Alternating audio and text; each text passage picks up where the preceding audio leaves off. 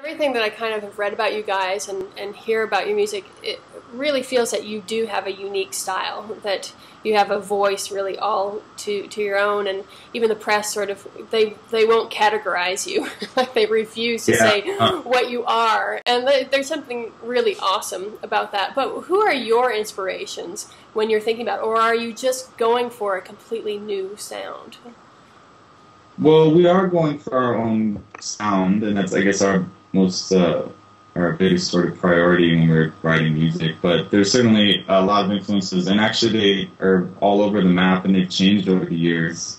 So it becomes really quite a long list. I feel like in the earlier days, like a lot of us had that record Voodoo by D'Angelo was like really influential. I've got that. Do you have that? It's I like do. I totally do. People like some folks in LA at that time, like L.A. Smith and Jurassic 5, and a lot of Brazilian music. Brazilian music has influenced us over the years, and actually, really, it's such a hard list because a lot of us did different things growing up. Like Kaveh and Nate, our bass player and drummer, really played a lot of like more rock and reggae and ska and like punk bands and stuff like that growing up, and Ben and myself, the saxophone player and trumpet player, both grew up in a house with classical music. Like our folks were professional musicians, and we did a fair amount of that growing up, in addition to studying a lot of jazz, especially around high school and college. And our keyboard player Adam, like he was in band, like doing sort of like progressive, like Fish, Zappa music when he was a kid, and then everyone's kind of gone all over the place, and that still comes out. And I think mostly comes out now as our own sort of sound, but it really is an eclectic array of influences, and it makes sense why, our press is always like that, like the undefinable genre bending. I kind of wish we did that more simple, like. Yeah, well, and also it's this sort of awesome meld between highbrow and lowbrow. I mean, I hate to call anything lowbrow because it just seems a ridiculous thing to say, but I know what you mean. But and I think it melds that together, and I think because of that too, you're able to play different venues. And I noticed that you're playing a bunch of jazz festivals, but I know that you play clubs as well. And here you're going to be playing this, Chamber Music Festival. That's right, yeah. We're really excited. I mean, we're putting you up in a club because I think it's going to work out really well that way. But do you find that different audiences kind of inspire you to do different things in concert setting?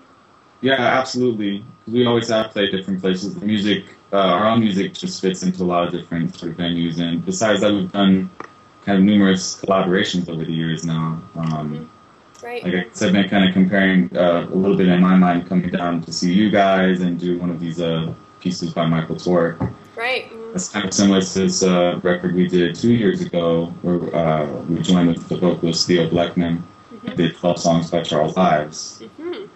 Arranged those and brought in different instruments and really sort of changed the way the band played to not totally adapt and do like traditional renditions of that music by any means, but we did, take a lot of, it did change quite a bit the way we normally play. Yeah. And worked with, as an electronic musician named Daedalus that we're working with now, and he has completely his own way of making music on this little box called the Mono-Me or the Mono, I'm actually not sure how you say it, and he's with music through the computer, and there's a rapper, an MC and a bus driver from LA that we've collaborated with a lot over the years, and so depending on who we're working with and how those things influence our band, like it makes us pretty flexible in terms of what venue we play, and I feel like we can usually adapt and fit pretty naturally into a lot of different situations. Yeah. So it feels natural to come to you right after we play North Sea Jazz Festival and right after being at Banff in Canada, and then maybe playing a rock club out in LA next month or something. It seems to all fit together. Yeah, I love it. I think it's really great. And for me, being an artistic director of a chamber music festival and center, for me it's kind of all about extending those boundaries and really showing people that music has, we can reach more people by kind of opening up those different avenues and showing that there are many collaborations that can happen. We don't have to be in this, little box telling us what to do all the time. And so it's been really great to kind of extend our branches in that way. I think it's great that you're doing that, and it totally fits in with a really important trend, I think, in new music and classical music. And I see a lot here in New York with groups like ICE and Alarm No Sound and Signal. And it's like they really embrace modern influences, and they really embrace the idea of breaking down barriers that might be there by a concert hall sort of setting, what that might mean. So it's great that you're going about it that way. Yeah, well, and it's definitely happening a lot more in Austin too. You know, there's a big popular music scene here, and there are a lot of local composers who are totally doing crossover stuff all the time and really integrating popular musicians with more classical musicians, and it's really cool. And I feel like, you know, we can, you know, get along with all the New Yorkers doing that too. And it's just a lot of fun. And for me, it's fun to see how the audiences react in different ways, because we'll have, you know, just combinations of audiences that are just really unusual. You'll have your staunch classical people coming to some of these crossover shows because they know the musicians, and they kind of trust what they're going to do because they've seen them do stuff that they, you know, might understand. And then they put them into a situation of music where maybe they don't understand it, but they trust the players and they take them on that journey. And that's the greatest thing to see, when people kind of open up their hearts to that idea, and they just get to a better place of understanding and just a richness in their musical kind of journey. Yeah, that's the best thing. Everybody's happy. Musicians are happy because they're doing something new. The audience feels like they get plugged into something that's new, but they can certainly relate to it. I think that's great. Yeah. And I'm sure that we'll have a really fun crowd for you at the Continental Club. We did a show there a couple of years ago with Tin Hat, a really great band, and the audience could not be more eclectic. It's really awesome. We really put together some of the really traditional audiences with young, you know, sort of whippersnappers. So it's a lot of fun.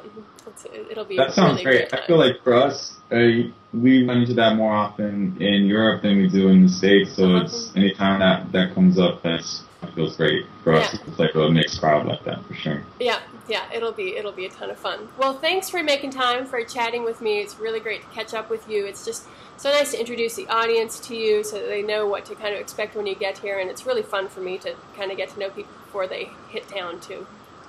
My pleasure. We're super looking forward to coming, and we really like tacos, so any recommendations of where we should go should just be over to direct us.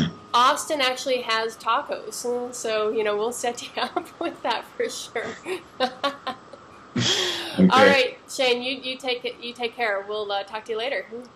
Okay, we'll see you soon. All right, bye.